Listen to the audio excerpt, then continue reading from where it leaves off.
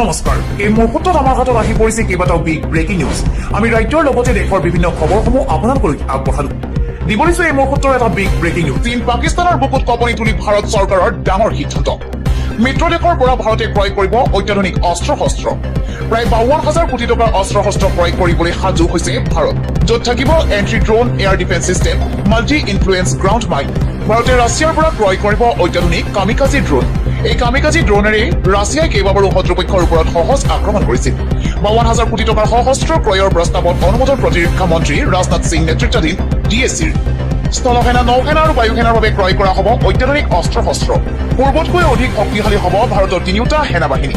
দিবলৈছো এই মুহূৰ্তৰ আন এটা বিগ ব্ৰেকিং নিউজ কি বিশ্বাসেৰে জিএমচিএইচলৈ যাব সৰ্বসাধাৰণ ৰাইজ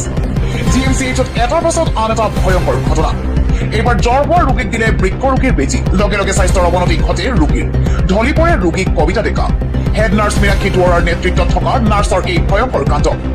ইণ্টাৰ্ণৰ গাফিলতিৰ বাবে এই ঘটনা হোৱা বুলি মন্তব্য অধীক্ষকৰ প্ৰথমে চিকিৎসক নাৰ্ছে মানি লোৱা নাছিল নিজৰ ভুল দায়িত্বৰ পৰা অব্যাহতি দিছে নাৰ্ছগৰাকী আৰু এই সন্দৰ্ভত বিভাগীয় তদন্ত ঘোষণা কৰিছে জিএমচিএইচ কৰ্তৃপক্ষই দিবলৈছো এই মুহূৰ্তৰ আন এটা বিগ ব্ৰেকিং নিউজ প্ৰাণৰ শিল্পী জুবিন গাৰ্গৰ প্ৰতিচ্ছবিত কুকান্ত লম্পট যুৱকৰ দিন দুপৰতে জুবিন গাৰ্গৰ প্ৰতিচ্ছবিত প্ৰস্তাৱ কৰিলে লম্পট যুৱকে কেমেৰাত বন্দী যুৱকৰ কুকান্তৰ সমগ্ৰ দৃশ্য শিৱসাগৰৰ জাজিৰ 37 নম্বৰ ৰাষ্ট্ৰীয় ঘাইপথত এই সমগ্ৰ ঘটনাটো সংঘটিত হৈছে উৰণ সেতুৰ তলত অংকন কৰা হৈছিল জুবিন গাৰ্গৰ বৃহৎ প্ৰতিচ্ছবি কুকান্ত কৰা যুৱকক চিনাক্ত কৰি শাস্তি বিহাৰ দাবী উত্থাপন কৰিছে ৰাইজে দিবলৈছো এই মুহূৰ্তৰ আন এটা বিগ ব্ৰেকিং নিউজ খিলঞ্জীয়া অসমীয়াৰ প্ৰতি আহিছে চৰম ভাবুকি অসম নাগালেণ্ড সীমান্তত পুনৰ নগাৰ আগ্ৰাসন গোলাঘাটৰ সৰুপথাৰৰ কেইবাখনো গাঁৱত নগাৰ দপদপনি উৰিয়াংঘাটৰ অসমীয়া গাঁৱত নগাই আৰম্ভ কৰিছে লোকপিয়লৰ জৰীপ তেতিয়া গাঁও 1 নম্বৰ শান্তিপুৰ আৰু মাজগাঁৱত নগাই কৰিছে জৰীপ অসমীয়া লোকৰ ঘৰত নগাই লিখি থৈ গ'ল জৰীপৰ নম্বৰ নগা প্ৰশাসনৰ এনে কাৰ্যত জাঙুৰ খাই উঠিছে এতিয়া অসমৰ বিভিন্ন দল সংগঠন নগাই লিখি থৈ যোৱা জৰীপ নম্বৰ মচি দিয়াৰ হুংকাৰ সীমান্ত চিআৰপিএফৰ ভূমিকাক লৈও শূন্য চুতীয়া ছাত্ৰ সন্থা উক্ত ঘটনাৰ প্ৰতিক্ৰিয়া সৰুপথাৰৰ বিধায়ক বিশ্বজিৎ ফুকনৰ কোনো কাৰণতে নাগালেণ্ডৰ এই আগ্ৰাসন চলিবলৈ দিয়া নহ'ব বুলি মন্তব্য কৰিছে বিধায়ক বিশ্বজিৎ ফুকনে ইয়াৰ উপৰিও সীমান্তবাসীক নাগালেণ্ডৰ লোকপিয়লত সহযোগ নকৰিবলৈ আহ্বান জনাইছে বিধায়কগৰাকীয়ে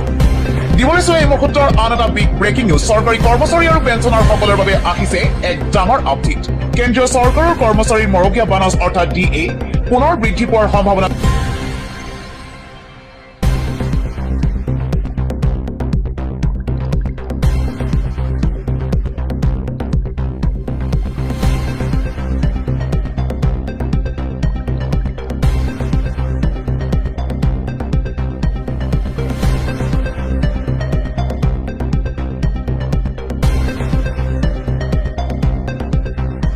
দিবলৈছো এই মুহূৰ্তৰ এটা বিগ ব্ৰেকিং নিউজ বন মন্ত্ৰী জয়ন্ত মল্ল বৰুৱাৰ এটা ধমকতি হাহাকাৰ লাগিছে বন বিভাগৰ বৰঘৰত ৰাজ্যৰ জিলাই জিলাই অবৈধ কাঠফলা মিলৰ বিৰুদ্ধে অব্যাহত অভিযান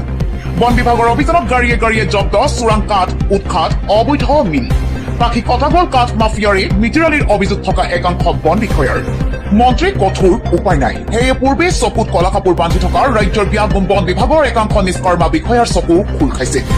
অতদিনে চকুমদা কুলিৰ ভাও ধৰি থকা বন বিষয়া এইবাৰ বাধ্য হৈছে অবৈধ সৰবৰাহকাৰী তথা কাঠফলা মিলৰ বিৰুদ্ধে অভিযান চলাবলৈ ৰাজ্যৰ প্ৰান্তে প্ৰান্তে এতিয়া দিনে নিশা একাকাৰ কৰি অভিযান চলাবলৈ এক প্ৰকাৰে বাধ্য হৈছে বন বিভাগৰ ব্যাপক বিষয়া কৰ্মচাৰীয়ে দিবলৈছো এই মুহূৰ্তৰ আন এটা বিগ ব্ৰেকিং নিউজ প্ৰদেশ কংগ্ৰেছত এইবাৰ গৌৰৱ গগৈ হাতাও অভিযান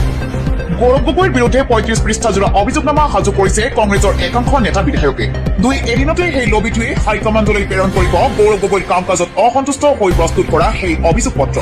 পিছে লোকসভাৰ বিৰোধী উপদলপতি তথা ৰাহুল গান্ধীৰ কৌশাত প্ৰদেশ কংগ্ৰেছৰ সভাপতি গৌৰৱ গগৈৰ বিৰুদ্ধে অভিযোগ পত্ৰ দিবলৈ দলৰ কোন কোন নেতাই কৰিছে এই মৰ্চা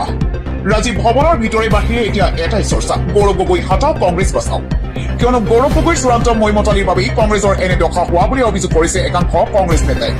আনকি কোনোৱে ক'ব বিচাৰে গৌৰৱ গগৈ প্ৰদেশ কংগ্ৰেছৰ সভাপতি হৈ থাকিলে সংখ্যাগুৰু তথা উজনি অসমত নিচিন্ন হৈ যাব কংগ্ৰেছ দল জনতাই এতিয়া ভাল নাপায় গৌৰৱ গগৈয়ে কৰিব বিচৰা সেই স্বাভাৱিক কংগ্ৰেছ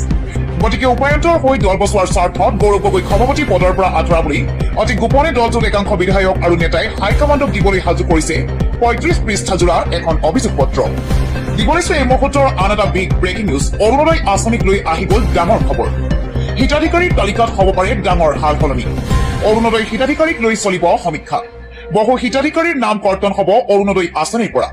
আৰ্থিক অৱস্থা উন্নত হোৱাসকলৰ নাম কৰ্তন হ'ব অৰুণোদয় আঁচনিৰ পৰা অৰুণোদয় পোৱা পৰিয়ালৰ সদস্যই চৰকাৰী চাকৰি পালে কৰ্তন হ'ব নাম বাদ পৰা দৰিদ্ৰ বিধৱা অবিবাহিতা মহিলা আৰু দিব্যাংগক নতুনকৈ কৰা হ'ব অন্তৰ্ভুক্ত। অৰুণোদয় হিতাধিকাৰীৰ বেংক একাউণ্টৰ সৈতে আধাৰ কাৰ্ড লিংক বাধ্যতামূলক কৰা হৈছে। অন্যথা বঞ্চিত হ'ব অৰুণোদয় আঁচনিৰ ধন লাভৰ পৰা। 1 আগষ্টৰ পৰা ধন লাভ কৰিবলৈ সাজু হওক প্ৰতিগৰাকী হিতাধিকাৰী। দিবলৈছো এই মুহূৰ্তৰ আন এটা বিগ ব্ৰেকিং নিউজ। পুনৰ এবাৰ শিৱসাগৰ সমষ্টিৰ বিধায়ক অখিল গগৈয়ে কংগ্ৰেছক আক্ৰমণৰ লক্ষ্য কৰি লৈছে। বিগত বিধানসভা নিৰ্বাচনত কংগ্ৰেছৰ সৈতে মিত্ৰতা কৰি ভুল কৰিলো বুলি মন্তব্য বিধায়ক অখিল গগৈ। মিত্ৰতা নকৰা হলে 5-6খন আসনেৰে ৰাজনৈতিক দলৰ স্বীকৃতি পালোহেঁতেন ৰাইজৰ দলে। পিছে এইবাৰ আৰু সেই ভুল নকৰো বুলি মন্তব্য কৰিছে বিধায়ক অখিল গগৈয়ে। ৰাজ্যৰ কিছু আঞ্চলিক দলক লগত লৈ 2031ত হয় চৰকাৰ গঠন, নহয় দ্বিতীয় বৃহত্তম দল হ'ব ৰাইজৰ দল। গুৱাহাটীৰ মঠঘৰীয়াত আয়োজিত দলৰ এক যোগদান কাৰ্যসূচীত ঘোষণা কৰিলে অখিল গগৈ। কেৱল বিজেপি কি নহয়, এইবাৰ এক প্ৰকাৰে প্ৰধান বিৰোধী দল কংগ্ৰেছকো প্ৰত্যাহ্বান অখিল গগৈ। 2031ৰ নিৰ্বাচনত 126টা সমষ্টিতে প্ৰতিদ্বন্দ্বিতা কৰিব ৰাইজৰ দলে। সেয়ে কংগ্ৰেছৰ কথা বাদ দিয়ে এইবাৰৰ পৰা একমাত্ৰ নিজৰ দলৰে কথাহে চিন্তা কৰিম বুলি ডাঙৰ মন্তব্য কৰিলে বিধায়ক অখিল গগৈয়ে। দিবলৈছো এই মুহূৰ্তৰ আন এটা বিগ ব্ৰেকিং নিউজ। চিকিৎসাৰ নামত শিক্ষক শিক্ষয়িত্ৰীয়ে দিব নালাগে এটকাও টকা। বিনামূলীয়া চিকিৎসা সেৱা লাভ কৰিব শিক্ষক শিক্ষয়িত্ৰীয়ে। বিজেপি চৰকাৰে শিক্ষাগুৰুৰ বাবে আনিলে নগদবিহীন মুখ্যমন্ত্ৰী চিকিৎসা কেছলেছ চিকিৎসা যোজনা। বিজেপি চৰকাৰে এই আঁচনি লৈ আহিছে শিক্ষক শিক্ষয়িত্ৰীসকলৰ বাবে। ইয়াৰ উপৰিও শিক্ষকৰ পৰিয়ালেও লাভ কৰিব বিনামূলীয়া চিকিৎসাৰ সুযোগ। প্ৰাথমিক আৰু মাধ্যমিক পৰ্যায়ৰ শিক্ষাৰ বাবে এই আঁচনি আনিছে বিজেপি চৰকাৰে আৰু ইয়াৰ বাবে অনলাইনযোগে আবেদন কৰিব লাগিব শিক্ষক শিক্ষয়িত্ৰীসকলে।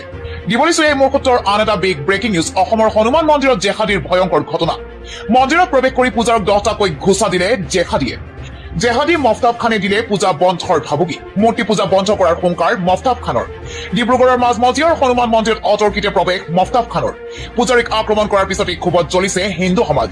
জেহাদী মফতাব খানক গ্ৰেপ্তাৰ কৰিছে ডিব্ৰুগড় আৰক্ষীয়ে। মফতাব খানক কঠোৰ শাস্তি নিদিলে ডিব্ৰুগড় উত্তাল কৰাৰ হুংকাৰ হিন্দু সমাজৰ।